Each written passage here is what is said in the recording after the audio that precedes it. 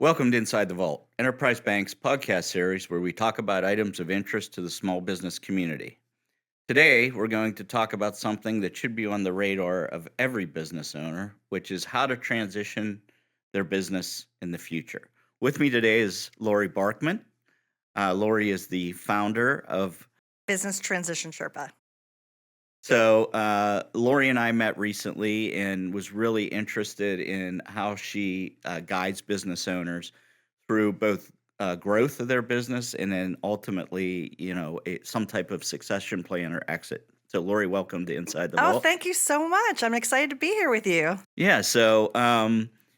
Before we get started with kind of, what business owners need to be thinking about in the regard of growth and exit, ultimate exit, let's get a little background on you. So, you have some really relevant, varied background kind of in this whole business transition process. Can you give us a little bit of your professional background and some personal background as well? Yeah, thanks. I've been in Pittsburgh over 30 years. What brought me here was grad school. And the kind of long story, short story is after I graduated from Carnegie Mellon with an MBA, I wanted to work in startups and get an experience there. It was in the late 90s, so there was a lot going on, big start to the tech community here in Pittsburgh.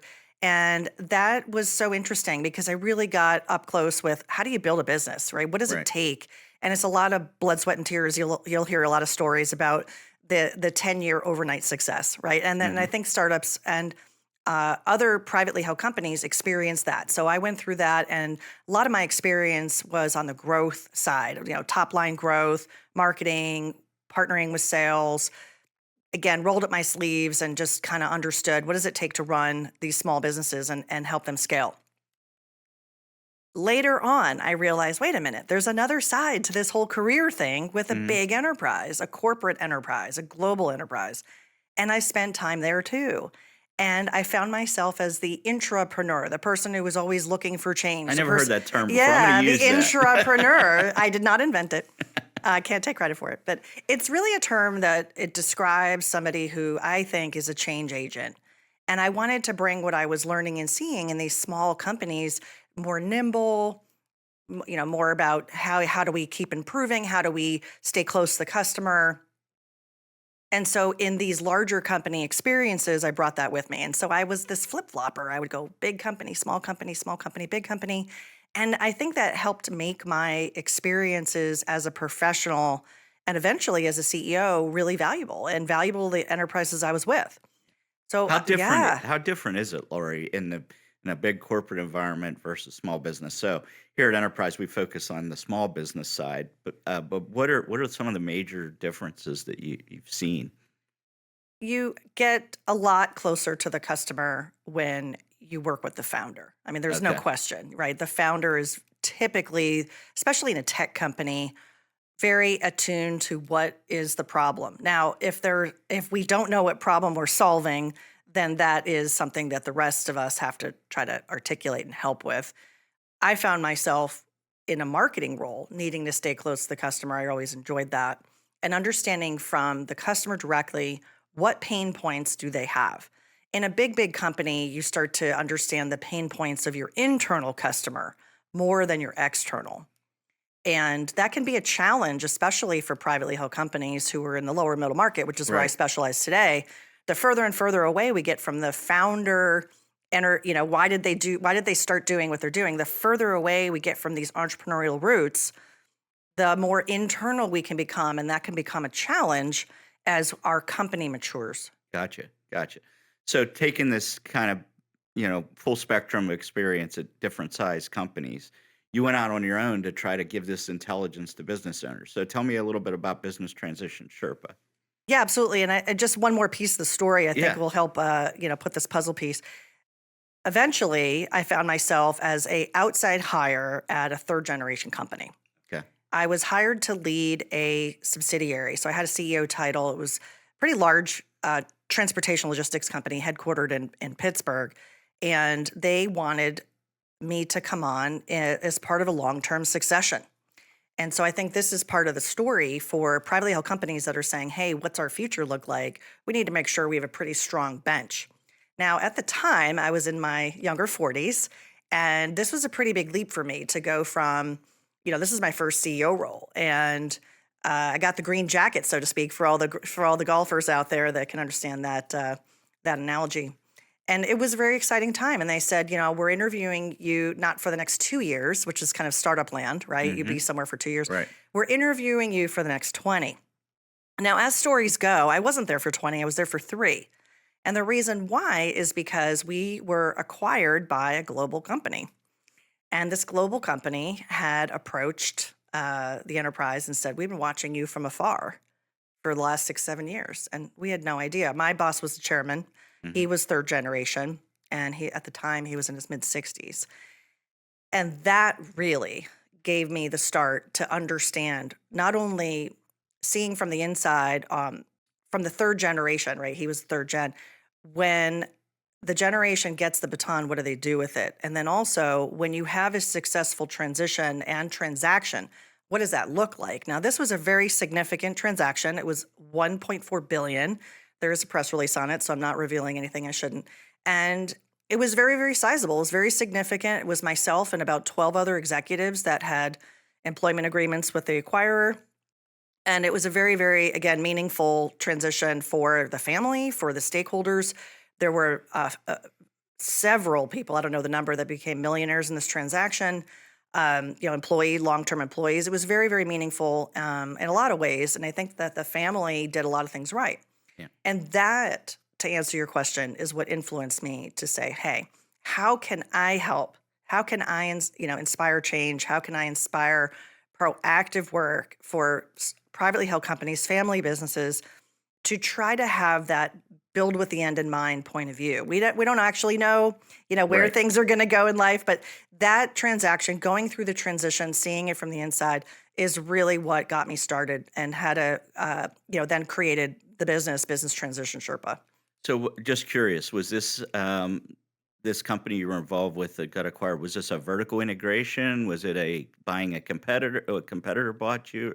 It was a vertical integration. Okay. It was a global transportation company, and we were in transportation logistics. We were in reverse logistics, and it was a Okay. niche. There was forward logistics, which is, hey, we have boxes, we got to get to retailers and others. So we had warehouses and we had trucks and we had people that moved product all over the North America, and an expertise in what's called reverse logistics, which is, well, what happens when we have overstock damages, returns? Where does all that product go? Think about when there's a drug recall. We got Hmm. to move that product out of the retailer. We got to get it somewhere. We got to destroy it. We got to have chain of control.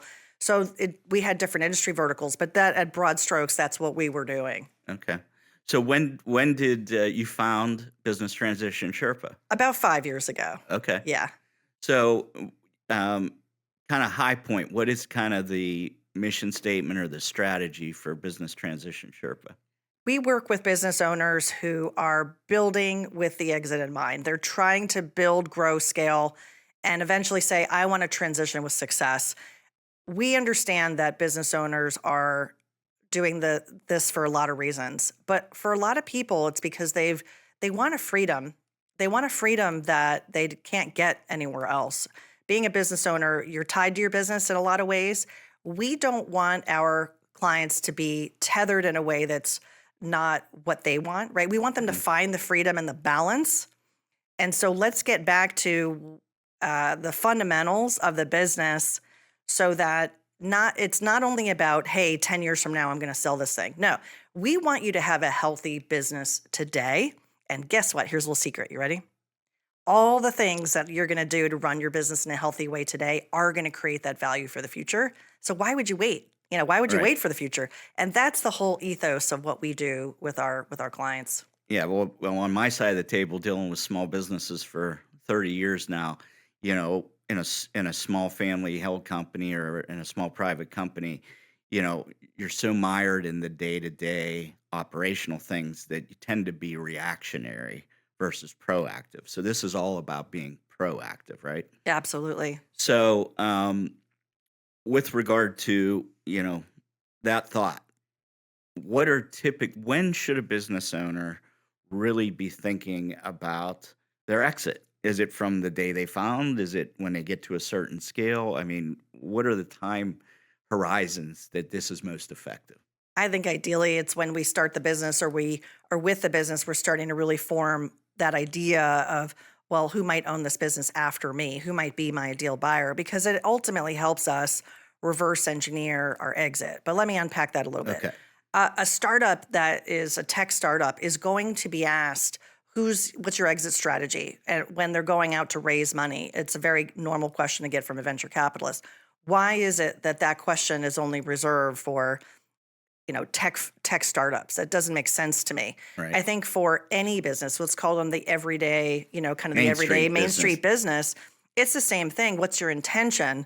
Maybe one way to talk about it is, well, are you building a business as a lifestyle, type of enterprise because it's something you enjoy?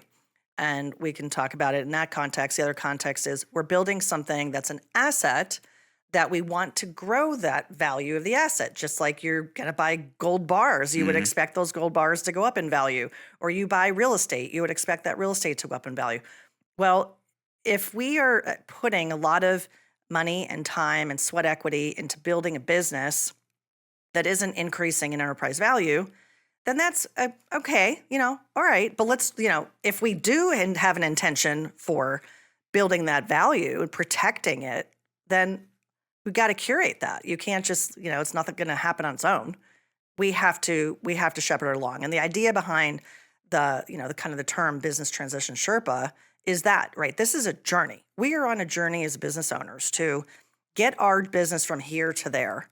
And this concept that we're building an asset for one day to transfer in value so that we can benefit and continue to have that freedom and things that we enjoy, the freedom of time, the freedom of choice of how we spend our time, the high return on time, all those things. I think time is our biggest asset, really, truly, Yeah. as people. And for some founders and for some entrepreneurs, it's really a mechanism to find how they choose to spend their time. Right. So let's create this asset that one day lets you have that high return on time. And let's be honest, the world is a very uncertain place. So waiting till you're closer to whatever it is, retirement, or your next phase of your life, may be too late, because anything can happen to any business owner at any point. So, I guess the mantra is start as early as you can, even if your ultimate exit goal is, you know, a decade or two down the road. Absolutely. Just in the context of the why wait, theme. There's some great quotes out there, Chinese proverbs that have been out forever and ever, like when's the best time to plant a tree? It was yesterday, or when's the best time? It's typically if you're if you want to be realistic though, a lot of business owners get distracted. Let's Yeah. face it. They're working in their business. They're working really hard to make Right. payroll. I get that. So a lot of what I talk about here is with the understanding and the empathy that this is hard. Right. But to kind of go back to your question, I think realistically, especially let's just talk about Gen X business owners. That's the age category that I'm in, and I tend to work a lot with folks in that age category. And I think the survey data has shown that the Gen Xers are saying 5 to 7 years. I think COVID time Kind of when we back did we that did up a little bit. surveys, Yeah. it did back it up, but of course that was 5 years ago. And Right. what was interesting though was a transition from people saying 10 years to then shifting it closer in 5 to 7. I think COVID alongside of, changes in the economy, 2008, et cetera, 9/11, we've kind of been through a lot. And the boomers too. If you're asking about the Gen Xers, I'm going to say 5 to 7. And I think when do you start to work on this? Well, you really need to start today. If somebody comes to me and says, "Hey, Lori, we're interested in selling the business in next year." Okay, well, we don't have a lot of time to prep it. If they say 3 years, honestly, that's actually code for we got to get started right now. If they Yeah. haven't started, and the thematic of all of this, Dave, is like the more time that we have to make change and impact, there's always going to be things in the business we need to improve. It's all about risk and reward. And it's risk and reward from the buyer side. So, we can talk about that as well. But, boomers are in that mode of if they haven't been prepped to sell and have a sellable business, attractive business, transferable business, they have what they have. They Right. don't have the wherewithal and probably the interest in making the business ready, so to speak. And for some, they'll just close. For some, they'll sell at a discount. And for some, they'll sell at a decent valuation, but not maximum. but probably not Uh, maximum. And maybe there's some, I know you asked earlier, we were going to talk about internal transitions. Yeah, there's all kinds of options. Closing the doors is one of them. Yeah. And so I think if we, again, back to the idea of building an asset that's transferable, well, to me, that's really sad. You know, Yeah. it's sad that if we have to close the doors because we haven't planned accordingly. And I have some stories about that too. Yeah. And the byproduct, I'm assuming, of this whole process is even before your ultimate exit or transition of your business, you're putting fundamentals in the business that are going to improve cash flow, improve profitability. So everything that a buyer is looking for can benefit the business owner in this process as well during that prep phase. Well, 100%. Yeah, Yeah, everything you're going to do to prep the business, financials, growth potential, cash flow, the consistency and quality of reporting, the customer metrics for customer satisfaction, retention, acquisition. I could go on and on. right, Differentiation, recurring revenue, all of those things I just rattled off, probably about eight categories, sound easy, and they're not. I could take one of them and talk with you for an hour at least about right, just one of them. There's so much to talk about and so much to dive into. And guess what? That's only one leg of the three-leg stool, right? The three-leg stool for kind of big picture here, if you take away a leg, what happens? The whole thing falls down. So that's the whole idea about balance is when we're talking about business growth and transition, it's personal, it's financial, and it's business. So largely what I've been talking about here is business. right. I haven't yet really dove into the other two, but they're there. And if we ignore them, guess what? We're kicking the can on a whole real important thing. So what I try to do in working with, working with our clients is really be balanced. We have a balanced perspective. I just had a call yesterday with a prospect, and he was saying, well, I have these transition options, A, B, C, D, and I'm 50 and I don't really know what I want to do, and yada, yada. And I said, you know what? I just have a whole other question for you. Because what's that? And I go, what would make you feel fulfilled? And we had a whole Good way conversation to about start with that. fulfillment. And Yeah. And he was like, oh, gee. And I said, yeah, depending, because I said, look, you're a lucky guy. You're in your 50s. You got yeah, a very successful business. Cash flow is not an issue. He's very profitable. So money's not the question. It's time, money, or people, right? It's generally one or more of those things. For him, if we say it's the kind of time, right? How is he hmm going to choose to spend his time? What a lovely choice, right? To be able to say, what is it that will help me feel fulfilled? A lot of business owners, they get to this level of success and then they're like, I don't know. I don't know what I want to do. And so based on that path, we can reverse engineer. So even, let's say in this example, we have a successful business who's reached a level of financial success. And yet we're still wondering, what is it, right? What is it that we're the striving ultimate for? goal. This is Yeah, that journey. Let's take a business owner that is on the opposite side. I had a call from a woman, she's a niece and a daughter. And she said, look, my dad, my uncle, they own this company together and they're now in their 70s. They have had some health issues. They haven't been working as much. So now they've reduced staff. They're the only ones in the business. So they're not really even driving that much revenue. You can see the year over year right, revenues declining. I said, do they have any contracts and paper? No, just really handshake, longstanding. right. Okay, interesting. Other aspects of the business. And what I was trying to do and understand in that conversation is what's attractive, what's transferable, and how these owners are. Well, one of them has health issues. So, translation. I told her, look, I'm sorry to tell you, I really don't think this is a business of value. Here's the biggest reason why. I said the competitors who might want to buy them are probably going to be better off if this business just closes because they'll just pick up the clients. Right. Right. And I don't see the transferable value. They're not going to stay on. They've got health issues. They're older. They don't want to work that hard. We've seen that in the Yeah. financials. What is it that's actually transferring in this business? Now, if those two gentlemen were my client 10 years ago, would be a very different story, right? We Absolutely. would have identified these things. We would have put some things in place. So the list can go on and on and on of what could thwart a potential transaction, which is why I think your question about, well, when do you start is so important.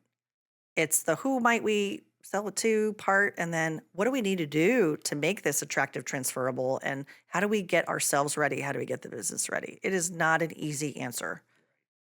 So let's fast forward to the exit. So it's very different depending on, I guess, who the target buyer is, right? If it's a third party, could be a vertical integration like you went through, could be a competitor. That third party buyer versus generational transfer of the business. How is it different from a high level? At a high level, it's best to just consider who is the best fit buyer. And for many owners that you're looking to sell, it's fit, it's cultural fit. And they want to have, either because of legacy and aspects of family that are important to them. Others find the identity continuation important, the brand, etc. For others, it's maybe not so much the legacy kind of outright and like, sort of name on the door kind of stuff, but more the legacy with their employees. I really, they'll say things like, we have a family culture, whether it's a family business or not. We have a Right. family culture. We have these different benefits and things that our employees have been very loyal to us. They have long-term employment. A lot of folks will say 10 plus years, and they want to honor that. They want to continue that. Others care about other aspects of their stakeholders, but I think employees is probably the number one. So whether it's literal family or kind of feels like family with Right. employees, that tends to be a pretty major criteria where culture and fit. I've had so many conversations with people about their sales of the business, and that next to financial, right? And so Mhm. a lot of times on my show, I ask the question, well, was it the highest bidder? And quite often it's not. So yes, it's the financials and it's the numbers and it has to work out. But again, I think fit, a lot of times fit comes down to culture and so on. So why would an owner choose an insider, or family? Let's describe insider. What is that? What do I mean by that? Well, in the realm of who could buy your business, there's three categories: Right. strategic, financial, and what we call related. So insider is a good word because related could insinuate family, but Or related also employees. basically means insider is kind Yeah. of how I say it. So they're very synonymous. And so we could either have family, we could have management. And this is where it's really, I think, really interesting. I want to talk about this with you is sort of the balance of risk, right, and the upside. And the insiders, if they're highly qualified, they know a lot about this business. And maybe they even run a business before, but they know this business, and maybe they're motivated to own it, and that's meaningful to the sellers. It's meaningful for them to have that continuation, especially if they've kind of hired with that in mind, with those folks in mind, to maybe one day own the business. That's very exciting to me, to explore that with people. And then on the family side, sometimes there's the foregone conclusion about Junior, right? Junior started when they were 17 and sweeping floors, and they worked their way up. And, Juniors earned the respect and has the capability and the talent to be in the right seat and has the right kind of growth mindset, owner mindset. That lines up wonderfully. When Junior does not have the interest, or if Junior does not have the capacity or capability, that's going to be a challenge. And those conversations are probably harder. So for some owners, they might have a choice, like, is it Junior? Is it management? For others, it's, in some situations, it's more clear. I had a client who wanted me to assist the husband and wife with assessing three sons. And Well, that's gonna be a it tough was gig. interesting. Yeah, none of them were working in the business. I think they had varying experience sweeping floors and things like that as teenagers. They wanted to understand the capacity and the interest, and they felt like it was important to get an independent point of view. And so we used some diagnostic tools in addition to interviews to help give a perspective back to the parents, and it was well appreciated. So I can tell you from a lender's perspective, there's two primary risks in a business acquisition, leveraged business acquisition where we're financing. One is obviously the financial risk. The other is the management risk.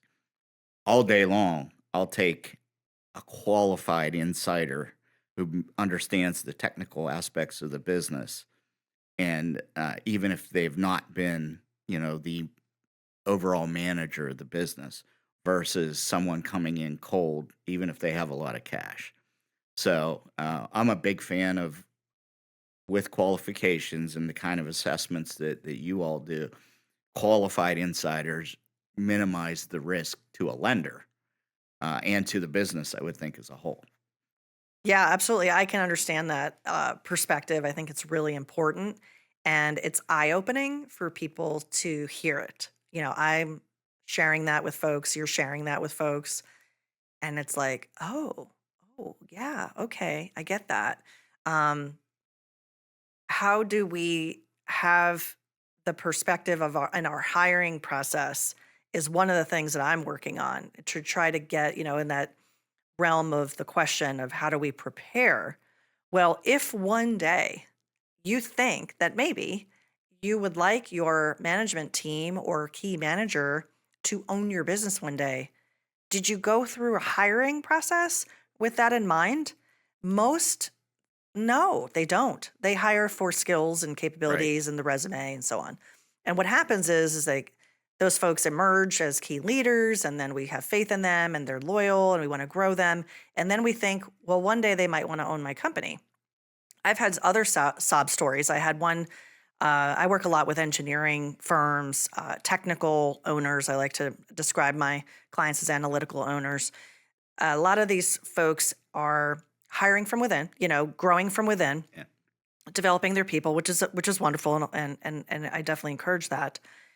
But it gets to a point where again, you might not have the right person in the right seat when it comes to ownership, because there's different between succession of leadership and succession of ownership. Gotcha. Just to be Yeah. distinctive about that. And I think owners don't, they assume too much sometimes. So I get calls like this. Lori, I'm calling to sell my business. Oh, okay. Have you considered any other exit options? Well, I thought that I wanted my second in command was going to buy my business. This is a real Yeah. conversation with an engineering company. I thought that the second command was going to buy my business. Not only did he not want to buy it, he quit, and it hurt him deeply. He was very upset about that. Now, um, I think that that's a sad story. It's a very sad story because that saying, if you assume makes a blank out of you and me. Yeah. Yeah. So it comes back big time here in this story because it's a good lesson to learn. Can we learn from his pain, essentially? That you can't just assume. Right. I had another client situation where he assumed that his number two was going to be his long term successor. And that number two during COVID, he and his wife moved to Europe. Well, that kind of went out the window right there. I said, Right. well, we need another plan. Yeah. Yeah.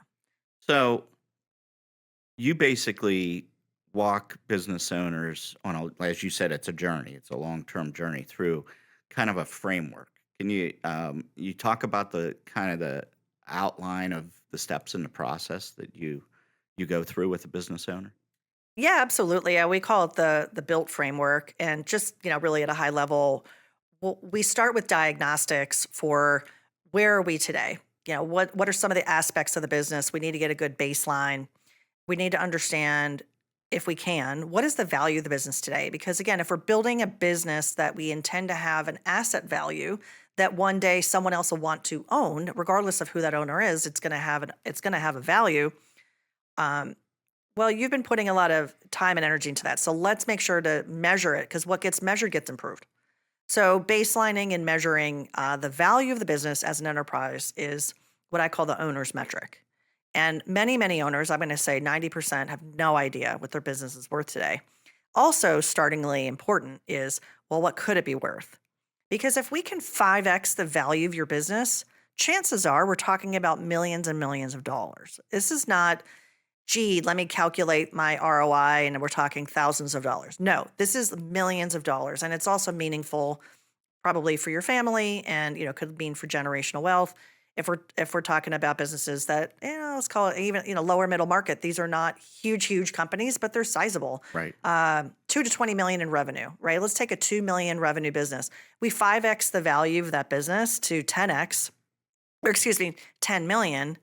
We've we've now entered an elite club. Did you know that only 1% of privately held companies in the US reach 10 million in revenue? 1%. That's an interesting That is metric. not a Yeah. big percentage. So let's join an elite club. Let's get your company to scale, right? Let's grow it. So the built method is really about that. What are the aspects of the business that we can capitalize on for you?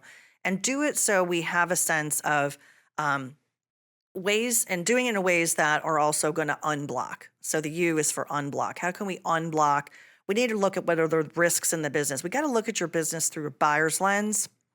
We have to look at it and say, how would a buyer view our business? Because that perspective helps us see where are the risks, how do we mitigate them, how do we increase value, how do we prioritize? There's an infinite number of things we can be working on. So those aspects, and then the leadership side, as a leader, as an owner, how do we find that clarity? A big part of this is finding the clarity so you can lean in. And the T is ultimately transition. How do we transition with success and set that intention so that we can reverse engineer our exit? So, you have some great resources to outside of your own, one-on-one uh, Sherpa concept where you're walking through these business owners. So, um, you wrote a book. So tell us about the book. I did write a book. It's called the Business Transition Handbook. What a Okay. shocker. It's all about business transition, but it's a really good read. The feedback on it has been wonderful because the show that I have called Succession Stories, Yeah, where so you talk about you that are a one. guest on my show, and it's got snippets from real stories, real experiences, and then my weaving in my own and some client experiences, anonymized, of course. And ultimately, it is something I want owners to read and dog ear and write in it and get tools and actions and be actionable. Set that intention to do something. This is not a read and forget. This is a read and come back to and hold yourself accountable to it. And then from that book, inspired a course that I've put together. Okay. It's in a couple of different ways. Kind of course one is we call Built Freedom, which is what are the things that we need to be doing today to have the mindset for transition that helps us increase value, helps us increase personal readiness, and also understand some of the baselines of where are we in our business. And then in addition to that is about kind of the scaling and multiplying value, and eventually letting go. And eventually it's that kind of strategic sale or transition with family, whoever we determine. So all three of those buckets are really big buckets. And I thought, you know what, maybe it would help people. People learn in different ways. So some people learn by reading, and the others hold themselves accountable. Others need people to hold them accountable. It's like, do you go to a gym class or do you exercise on your own? I go to a gym class, so I like having coaches, and that's kind of what I've set up is a coaching framework and methodology with peer groups, so that not only do you get the benefit of, hey, here's kind of a Sherpa, Right. helping lead you on your journey here and holding you accountable to it, but also how can you benefit from the perspective of other business owners, technical, like I say, my analytical owners who appreciate the math, that we don't want to be guessing, and hope Yeah. is not a strategy. So tell our viewers and little listeners a little more about your podcast series. Yeah. So again, I'm super excited for our recording. The show is called Succession Stories, and it's over 5 years old. And this is a kind of a funny story. Did you know that this conversation in person is only the second one that I've ever done In for person. in person? Because when I first recorded Succession Stories, it was February 2020. Wow. Yeah. Perfect So time. I'm so excited to be in person with you. Yeah, here we are. Yeah, it's an award-winning show. Really proud to say it's top 2% globally, that we have listeners all over the world. And the intention of the show is to have people who orbit the world of entrepreneurship. So sometimes it's entrepreneurs with an exit. Sometimes it's entrepreneurs who have had other challenges along the way. It's kind of teaching by example. It's teaching by example, and it's experts like yourself and others who work with business owners to help them, grow, scale, and exit. Yeah. So, how can our viewers and listeners and small businesses that as I said at the very onset of the podcast here, need to put this on their radar. How do they learn more about what you provide? We mentioned the podcast, we mentioned the book. How can they get in touch with you? Yeah, no, that's great. One place to go is my website, which is btsherpa.com. And they can get a download of my book, a PDF download of my book for free if they would like. They can subscribe to the podcast, listen to the podcast. It's on all the podcast platforms. And I have a whole library and catalog on the website of the show. And then in addition to that, I have an entire YouTube video channel where they can find all the kind of the catalog of webinars and things too. And so that's Business Transition Sherpa on YouTube. Yeah. So how do you initially engage with a prospective client? I think the best way to describe that is kind of like a 90-day baselining, where we do a series of diagnostics around personal readiness, business attractiveness, business readiness, and business some of the personal financial things. Having that perspective on those three areas gives us a sense of where do we need to prioritize. On the business side, if there's some firefighting and some real important things we got to work on, whether it's cash flow, whether it's marketing or sales, we really need to understand too, like what fire's burning that we need to Right. address. And then I like to work proactively with the owner, and we work together. And this is a marathon, not a Yeah. sprint. So the 90 days just really like, hey, let's just get started, and then from there is how we prioritize those three Put the action legs of the plan together. stool. Yeah, absolutely. And I like to say, my Rolodex is my client's Rolodex. That's a huge value add because it can save a lot of time. If they need another professional, if they need an introduction to a banking advisor, financial advisor, wealth management or legal, that's the collaborative approach that I take with it too. And again, that's a huge value add for my clients. Yeah. So, as I always do, parting words, I always ask our podcast guests, what's your advice for either existing or aspiring entrepreneurs or business owners? What's the best nugget? I think the best nugget is recognizing that 100% of business owners are going to leave their company one day. And will you be prepared? That's really, if you have that mindset, you'll have the owner mindset because you're a founder. But if we're buying the business, if you have a transition mindset, you will also build with exit in mind and build value. Excellent advice. Excellent advice.